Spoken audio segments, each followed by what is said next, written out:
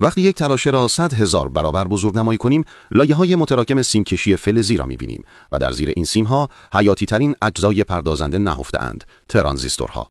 برای مثال، در فرایند ساخت 5 نانومتری، ابعاد هر ترانزیستور تنها 36 در 6 در 52 نانومتر است و فاصله بین دو ترانزیستور فقط 57 نانومتر میباشد.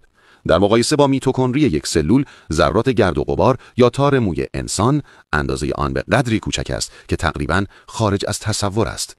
برای تشکیل یک ساختار منطقی کامل، این ترانزیستورها با لایه‌های متناوبی از فلز و عایق روی هم چیده می‌شوند و در نهایت مداری سه‌بعدی با بیش از 100 لایه داخلی ساخته می‌شود. درون این تراشه نه تنها میلیاردها ترانزیستور به هم متصلند، بلکه هر نقطه با دقتی حیرت انگیز با لایه بعدی هم تراز شده است، تا جایی که کل تراشه شبیه یک آسمان خراش میکروسکوپی به نظر می‌رسد و مجسمه ساز پشت این دنیای میکروسکوپی همان هسته اصلی فناوری تراشه است.